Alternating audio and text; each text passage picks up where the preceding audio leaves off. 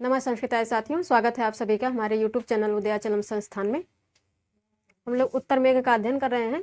तो इसके पहले जो श्लोक हम लोगों ने पढ़ा उसमें भी यक्ष मेघ से अपना संदेश सुनाने को कहता है कि किन किन चीज़ों में मैं यक्षिणी को देखता हूँ, इस बात को सुना देना, बता देना उससे। अब इस श्लोक में भी अपना संदेश सुनाने की ही बात करता है, तो इसको पढ़ लेते हैं। त्वामालेख्य प्रणयकुपितां धातुरागैः शिलायाम् आत्मानं ते चरणपतितं यावदिच्छामि कर्तुम् अस्त्रैस्तावन्मुहुरपि चितैर्दृष्टिरालोप्यते मे क्रूरस्तस्मिन्नपि न सहते संगमं नौ कृतान्तः क्रूरस्तस्मिन्नपि न सहते संगमं नौ कृतान्तः। अब पढ़ लेते हैं इसका भावार्थ। तो इसमें भी कुछ टिपिकल शब्द आ रहे हैं। टिपिकल शब्द जो जितने भी टीजीटी का लिटरेचर है, लिटरेचर में जितने भी कुछ अननोन टाइप के जो शब्द आ रहे हैं उनको अब हम चैनल पे डाल रहे हैं।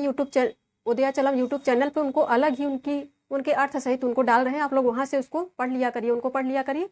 अभी ऐसे ही क्विज के रूप में डाल रहे हैं, फिर उनकी व्याख्या भी लिख के दे देंगे। उनकी व्याकरण टिप्पणियाँ उनके संबंध में, उनका निर्वचन कैसे हो रहा है, उनका और क्या क्या उनमें जानने लायक चीज़ें हैं। तो ऐसे ही जितने भी लिटरेचर हैं सब में सबका अलग अलग सबका निकाल के टिपिकल शब्द दे देंगे, तो उससे आप लोगों की फाइल अपने आप उतना तैयार हो जाएगा। अब इसका अन्वय करेंगे, पहले पद पे आ जाएंगे। इस पद को रखेंगे प्रणय कुपिताम, तो इसका अर्थ है कि प्रेम में रूठी हुई। कुपिता तो ये आकारांत स्त्रीलिंग शब्द है, द्वितीय एकवचन में बन रहा है। प्रणय कुपिताम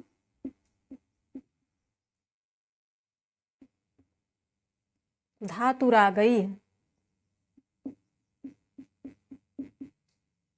धातुरागई। तो रागई ये अकारांत पुल्लिंग शब्द है, तृतीय बहुवचन में बन रहा है। धातुरागई का अर्थ है गेरू से। गेरू ये प्राकृतिक पदार्थ है, गेरुए रंग का होता है, उसका रंग भी काफी चटक होता है।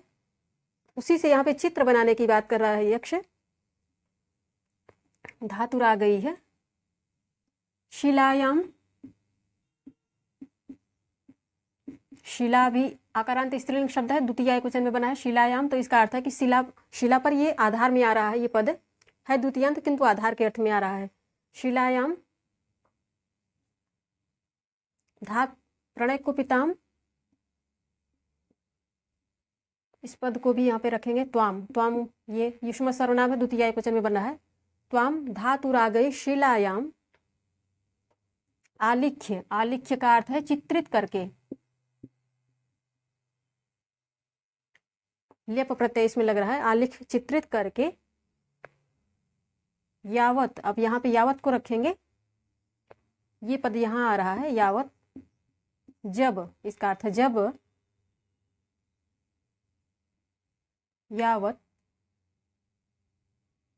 यावत आत्मानम, ये नकारांत पुल्लिंग शब्द है, द्वितीय एकवचन में बना है। आत्मानम अपने आप को, इसका अर्थ है अपने आप को। आत्मानम ते, ये युष्म सर्वनाम है, षष्ठी दो वचन में आता है विकल्प में। ते चरण पतितम, इस पद को रखेंगे चरण पतितम, तो इसका अर्थ है कि पैरों में गिरा हुआ, द्वितीय एकवचन में बना है। कर तुम इच्छा में, इच्छा करता हूं, तो ये इच्छ धातु है, उत्तम पुरुष एकवचन में बन रही है लट लकार में। इच्छा में। अब तीसरे पाद पे आ जाएंगे। तावत, तावत का अर्थ है तब या वैसे ही, यहाँ पे जैसे ही, यावत जैसे ही, वैसे ही। आश्रयी है, यहाँ पे पहले मुहु को रखें। मुहु, मुहु का अर्थ है बार बार। मुहु उपचितई है, उपचितैः, तो ये अकारांत पुल्लिंग शब्द है, तृतीया बहुवचन बन रहा है। उपचितैः का अर्थ है उमड़े हुए, ये अननोन टाइप का शब्द है, यहाँ पे आ रहा है। उपचितैः उमड़े हुए। आश्रयी है, आश्रयी का अर्थ है आंसुओं से, तो ये भी अकारांत शब्द है, तृतीया बहुवचन बन रहा है पुल्लिंग में। आश्रयी है।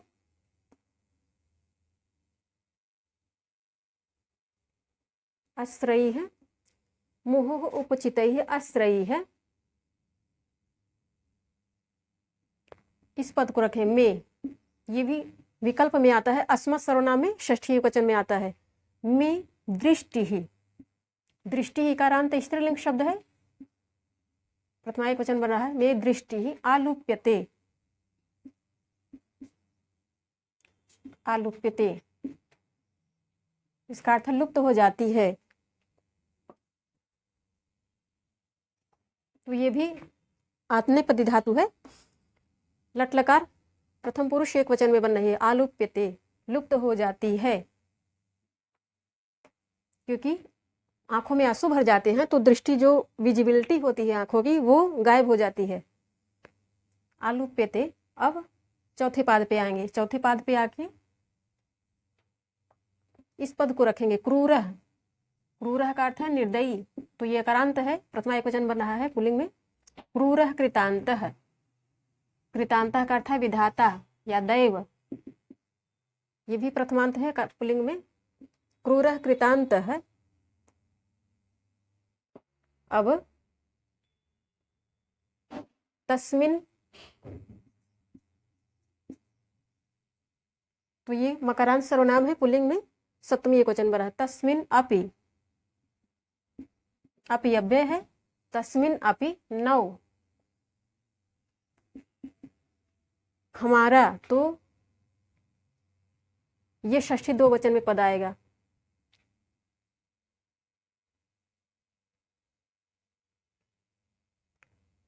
नौ संगमम, संगमम इसका अर्थ है हमारे मेल को। न सहते, सह धातु है ये, आत्मनेपदी ही लट लकार प्रथम पुरुष एक वचन पर है। सहते अर्थात हमारे मिलन को नहीं सह रहा है, नहीं सहता है। संगमम।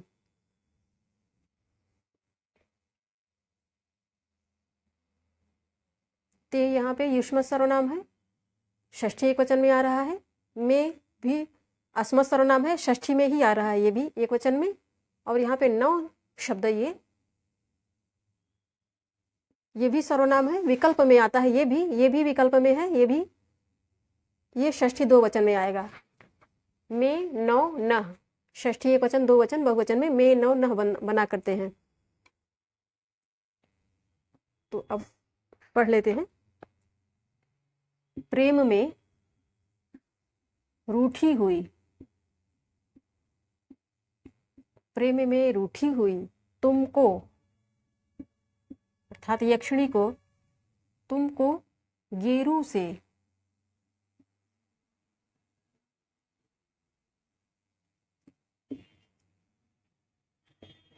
गेरू एक चूना टाइप का एक प्राकृतिक तत्व होता है, प्राकृतिक रंगने के लिए काम आता है।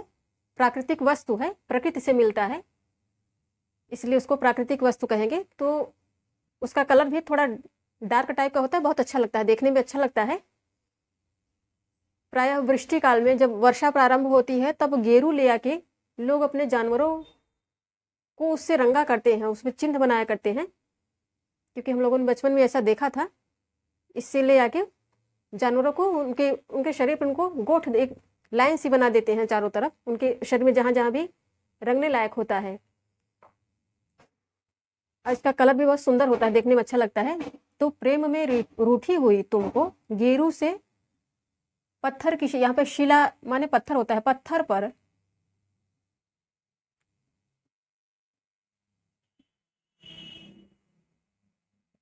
पर चित्रित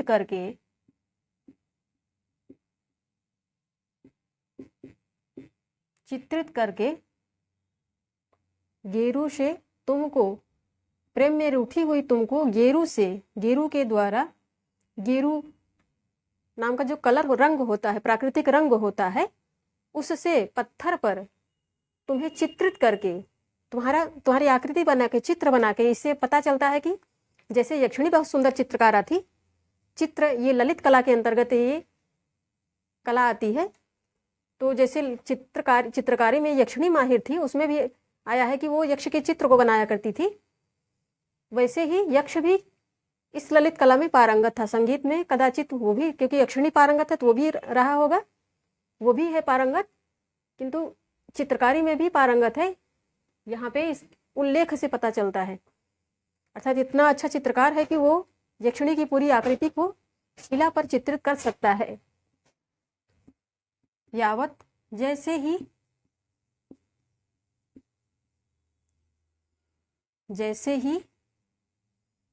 अपने आप स्वयं को चित्रित करके, जैसे ही स्वयं को तुम्हारे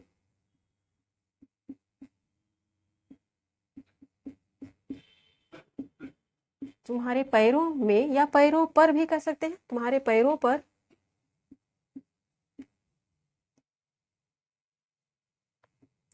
गिरे हुए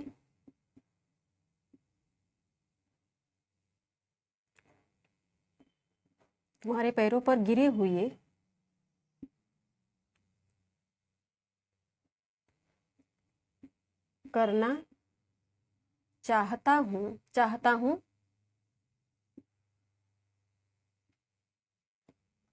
तुम्हारे पैरों में गिरा हुआ चित्रित करना चाहता हूँ। ये भी कह सकते हैं कि तुम्हारे पैरों में, तुम्हारे चरणों पर गिरे हुए चित्र करना चाहता हूँ, आकृति को खींचना चाहता हूँ। यहाँ पे कर्तुम से यही बात द्योतित हो रही है, तुम्हारी आकृति को खींचना चाहता हूँ, तुम्हारा रेखांकन, तुम्हारा आलेखन बनाना चाहता हूँ।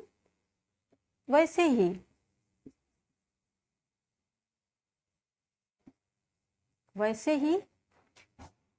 बार बार, मुहुः का अर्थ है बार बार उमड़े हुए, क्योंकि जब यक्षिणी की आकृति को चित्रित करने की कोशिश करता है, तो जो भी ये चित्रकारी का ये नियम है कि जो भी चीज यदि हमारे सामने उपस्थित नहीं है, हमें कल्पना में पहले उसको देखना है, फिर कैनवस पर उसको उतारना है। तो ऐसा हम तभी कर सकते हैं जब हम उस चीज को, जिसको कैनवस पे उतारना चाहते हैं, उस व्यक्ति, वस्तु या स्थान को जिसको भी कैनवस पे उतारना चाहता है, उसको इतनी बारीकी से देखे रहे हों कि उसकी फोटो सी हमारी फोटो फिल्म सी हमारी अंतरात्मा में या फिर हमारे मन में वो अंकित हो जाए, तभी हम उसको अच्छे से उतार पाएंगे, नहीं अन्यथा नहीं उतार पाएंगे। ये जो काल्पनिक चित्र होता है, जो बिना देखे हुए चित्र बनाया जाता है, उसका ये सिद्धांत है, मुख्य सिद्धांत है कि आप उसकी एक एक जो सूक्ष्म से सूक्ष्म भी चीज है, आप उससे बहुत ही बारीकी से परिचित हों।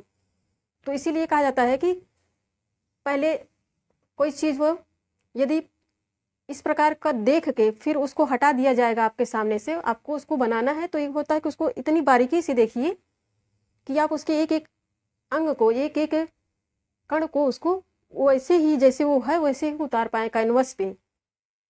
इसीलिए जिसको ऐसा करना होता है, चित्र उतारना होता है, वो बेहद ही बारीकी से, बेहद ही ध्यान, पूरी एकाग्रता से, पूरी इंद्रियां समेट के पूरी एकाग्रता से और बेहद ही बारीकी से एक एक चीज को वो पहले देखता है और मन में ही उसको ब्रश से खींचने की कोशिश पेंसिल से खींचने की कोशिश करता है कि कैसे इसका रेखांकन बनाएंगे कि ये चीज ऐसे ही स्वाभाविक रूप से पूरा दिखेगी जैसे ये है वास्तव में नेचुरल, वैसे ही नेचुरल वो मेरे चित्र में, मेरे कैनवस पर दिख पाए। तो इसीलिए कहा जाता है कि कलाकार की दृष्टि बहुत ही सूक्ष्म होती है, संसार को देखने का उसका नजरिया एकदम अलग होता है एक सामान्य व्यक्ति से। कलाकार की दृष्टि में, एक सामान्य व्यक्ति की दृष्टि में यही एक भेद होता है कि वो सूक्ष्म से सूक्ष्म चीजों को भी बड़ी बारीकी से अपने दिमाग में, अपने मन में अंकित करता है। ताकि ऐसा उसको करना पड़ता है, क्योंकि ऐसा नहीं करेगा तो वो अपने चित्र को, अपनी रचना को उतनी सजीवता नहीं दे पाएगा जितनी की होनी चाहिए, और जितनी की लोगों को आकर्षित, जैसी सजीव रचना आकर्षित करती है लोगों की आंखों को अच्छी लगती है या लोगों को आकर्षित करती है, लोगों से प्रशंसा पाती है, तो जितनी स्वाभाविक होगी उतनी ही अच्छी होगी। तो कहा जाता है कि जो दिल से, हृदय से जो काम किया जाता है तो फिर वो सीधे हृदय पर छाप छोड़ता है दूसरों के। तो ये कलाकार के संबंध में, कला के संदर्भ में ये सब चीज़ें लागू होती हैं, बारीकियाँ। तो वैसे ही बार बार उमड़े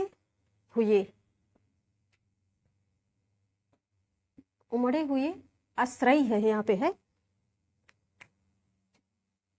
आश्रय है, आंसुओं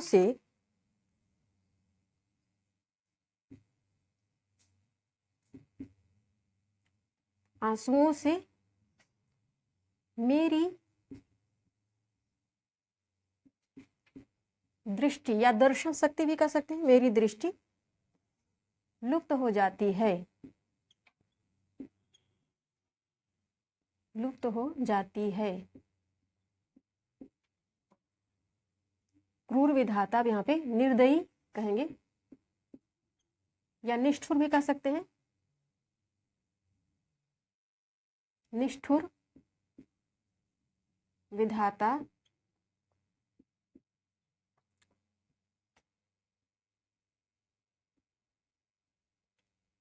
निष्ठुर विधाता यहाँ पे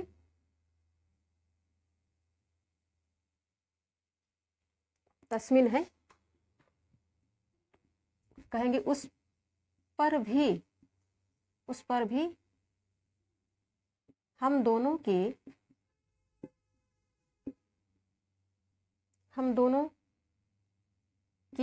संगम तो कहेंगे मेल को या मिलन को, मिलन कहेंगे, मिलन को नहीं सहन करता है।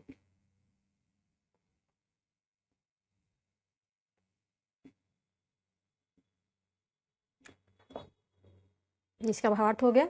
तो प्रेम में रूठी हुई तुमको, यक्षिणी को गेरू से पत्थर पर चित्रित करके, पत्थर पर तुम्हारी आकृति को बनाकर, तुम्हें उतार कर, जैसे ही